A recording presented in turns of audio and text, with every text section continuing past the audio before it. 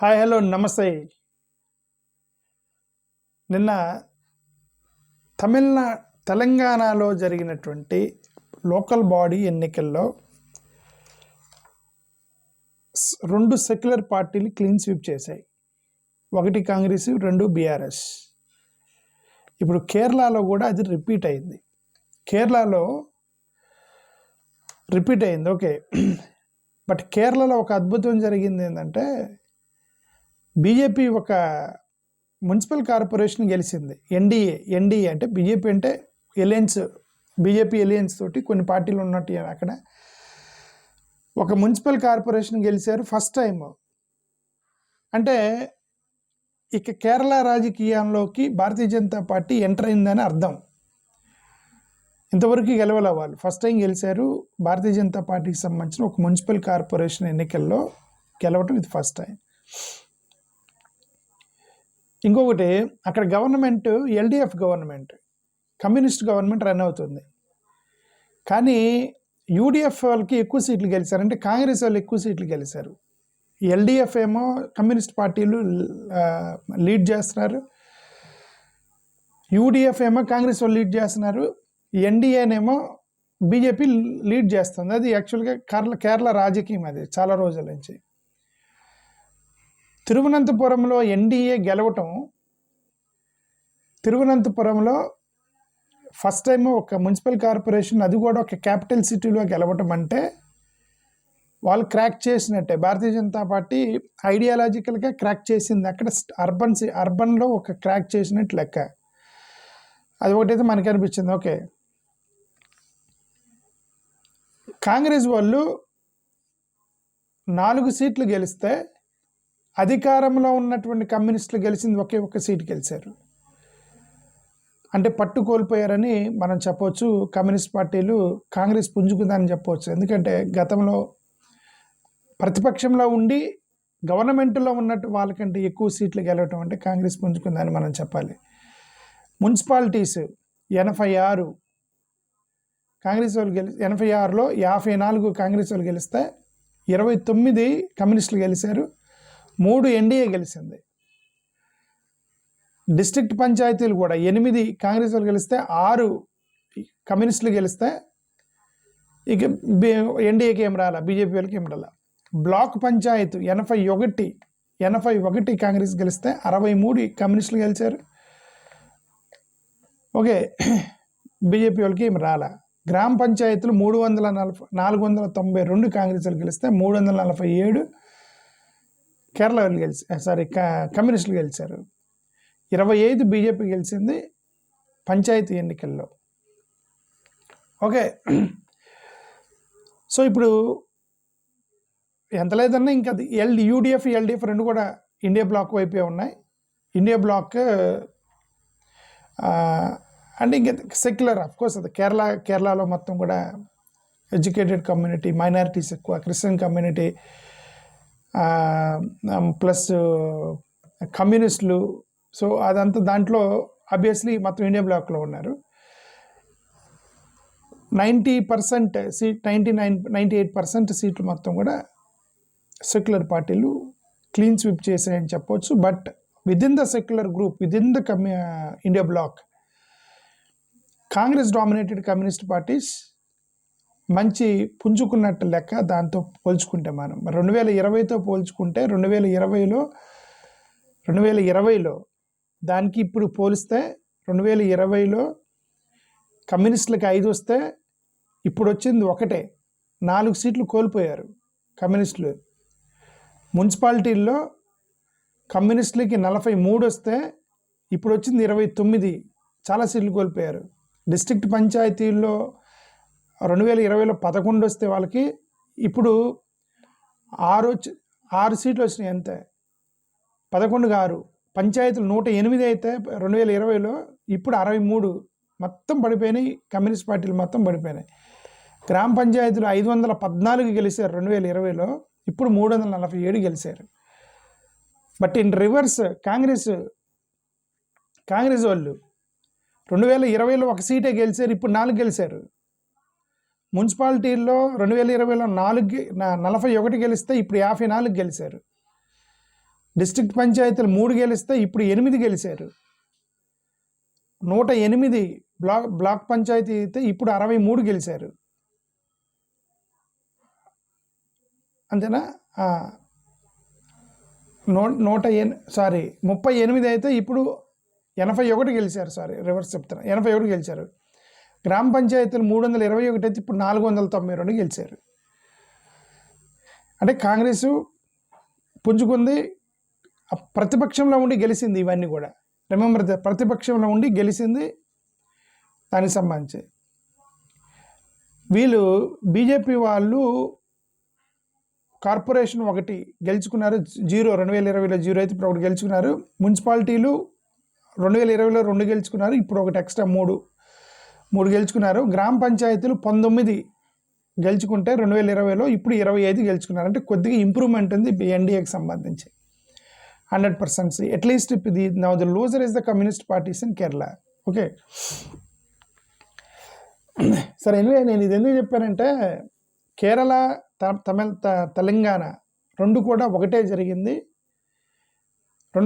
జరిగింది. The dominance of secularism, the dominance of secular parties, it's clearly we can see in both the South India. కర్ణాటకలో already వాళ్ళదే government, Tamil Nadu వాళ్ళదే government, Kerala వాళ్ళదే government, Telangana వాళ్ళదే government. ఇవన్నీ secular parties dominance ఉన్నటువంటి South ఇండియాలో మన ఆంధ్రప్రదేశ్ ప్రజలు కూడా మీరు ఆలోచించాలి. సెక్యులర్ అంటే మీకు అనుమానం రావచ్చు, ఏమైనా రోజు సెక్యులర్ అంత జగన్ సెక్యులర్ కాదా అని మీకు అనిపించవచ్చు లోపలికి. ఇదేంది వీడు బ్యాడ్ క్యాంపెయిన్ చేస్తున్నాడు కానీ జగన్ సెక్యులర్ కాదని నేను అనలా. జగన్ సెక్యులర్ కాదని నేను అంటలా. చంద్రబాబు నాయుడు సెక్యులర్ కాదనుకోండి నేను ఇట్లా. ఇద్దరు సెక్యులరే, జగన్ సెక్యులరే, చంద్రబాబు నాయుడు గారు కూడా సెక్యులర్ లీడరే.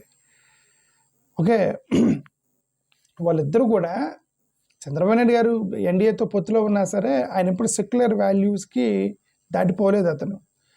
మరీ బీజేపీ వాళ్ళంత దుర్మార్గం ఉంటాడు చంద్రబాబు నాయుడు గారు. ఎంత లేదని కాదు, వాళ్ళతో అధికారంలో ఉన్నప్పుడు 1-2 పైన వాళ్ళకి భయపడి చేస్తారు తప్ప, otherwise is also secular leader. నేనేమంటానంటే the 50% secularism doesn't work out. If you are secular you should be 100% secular. అంటే if you are secular in the state and you should oppose non seculars, you should support the secular in the centre. దానికోసమని నేను try చేస్తున్నాను అంతే. అలాగని మరి అందరు secular రమ్మని నేను అంటలేదు. టీడీపీ అటువైపు ఉన్నారు కదా, వైసీపీ ఇటు రావాలి. ఒకవేళ వైసీపీ ఎన్డీఏలోకి వెళ్తే టీడీపీ ఇటు రావాలి. So there should be fight between secular and non secular. అంత డిస్కషన్ జరగాలి. డిస్కషన్ జరిగితే ఇప్పుడు ఆ రెండింటి మధ్య ఏది మంచిది అనేది ప్రజలకు వదిలేయాలి మనం. అది నా ఉద్దేశం. అది ఓకే. ఎంత లేదన్నా ఇప్పుడు సౌత్ ఇండియాలో అంత సెక్యులర్ డామినెన్స్ ఉంటే మన ఆంధ్రప్రదేశ్ ఒకటే కేంద్రంలో సెక్యులర్ దేశాన్ని కట్టడానికి మన యొక్క రోల్ అనేది లేకపోవడం. గత 2014 నుంచి there is no role of Andhra Pradesh in building the secular state at the centre.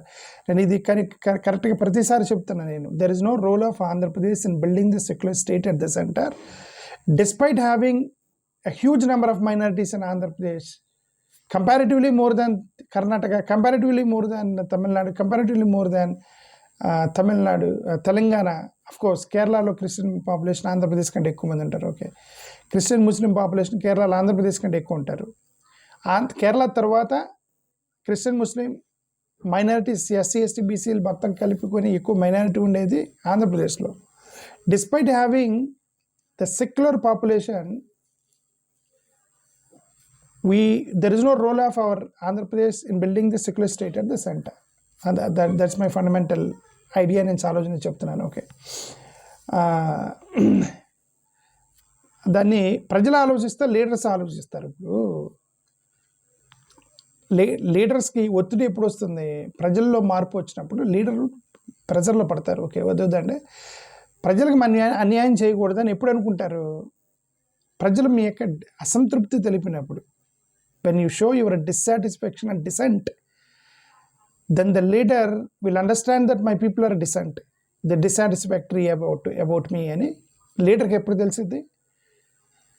Chandrababu Naidu గారు, సార్ మీరు నాన్ సెక్యులర్గా బిహేవ్ చేస్తున్నారు, మీరు కూడా ఒక ఐ మీన్ ఒక మాకు అన్యాయం చేస్తున్నారని ఎప్పుడు తెలిసిద్ది? తెలుగుదేశంలో ఉన్నటువంటి మైనారిటీస్ ఆయన ప్రశ్నించిన రోజు. ఆయన ప్రశ్నించినప్పుడు చంద్రబాబు నాయుడు గారు ఏం చెప్తే అది రైట్ అయినప్పుడు ఇదే రైట్ అనుకొని ఆయన వెళ్ళిపోతారు.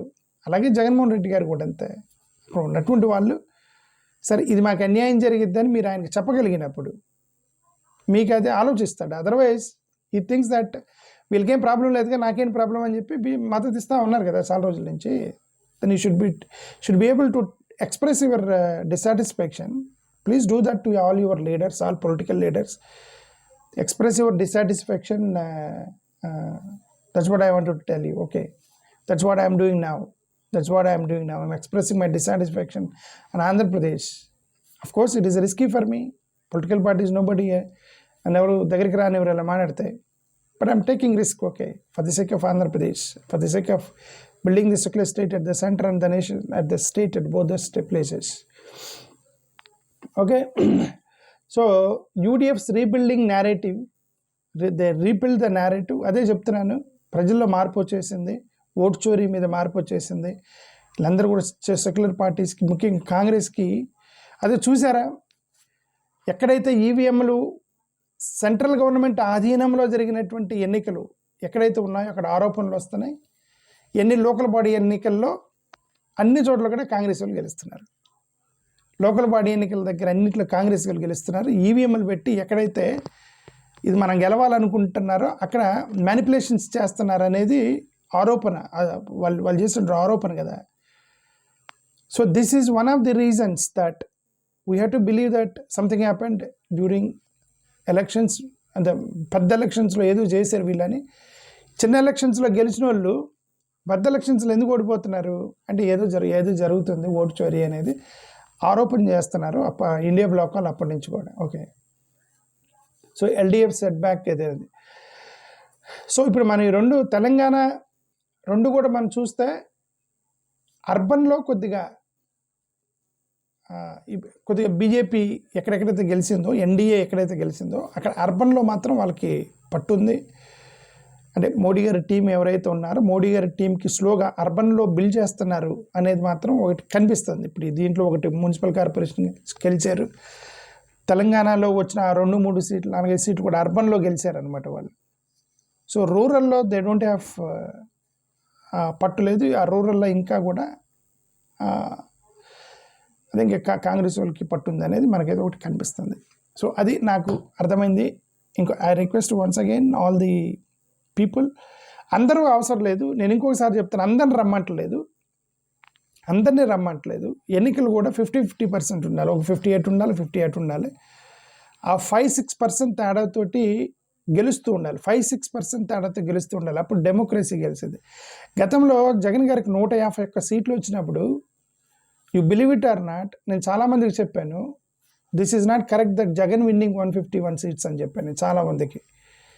ఎందుకంటే ప్రతిపక్షం 100% ఉండాలి. అట్లీస్ట్ 40-50 మెంబర్స్ ప్రతిపక్షంలో ఉండాలి.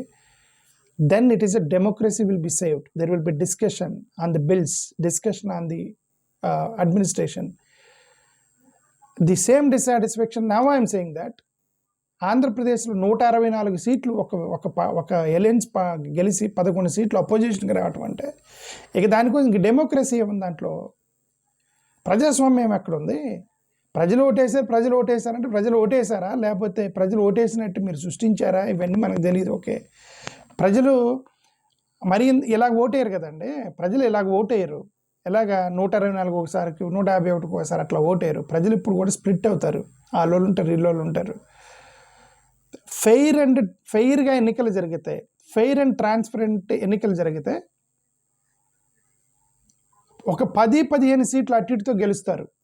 అంటే టీడీపీకి ఒక 100 వస్తే వీళ్ళకి ఒక 70-80, లేదంటే వైసీపీకి ఒక 100-110 వస్తే వీళ్ళకి ఒక 70-80. అప్పుడే డెమోక్రసీ ఉందని. అప్పటి వరకు నేను డెమోక్రసీ ఉందని నేను నమ్మను. ఏదో ఒకటి జరుగుతుందని నేను అనుకుంటా. పర్సనల్గా తెలిసిన మా అభిప్రాయం ఏంటంటే, ఒక స్ట్రాంగ్ కాంపిటీషన్ లేకపోతే దాన్ని నేను డెమోక్రసీగా పరిగణించను. ఏదో జరిగిందని నేను అనుకుంటా. అది. థ్యాంక్ యూ, నమస్కారం.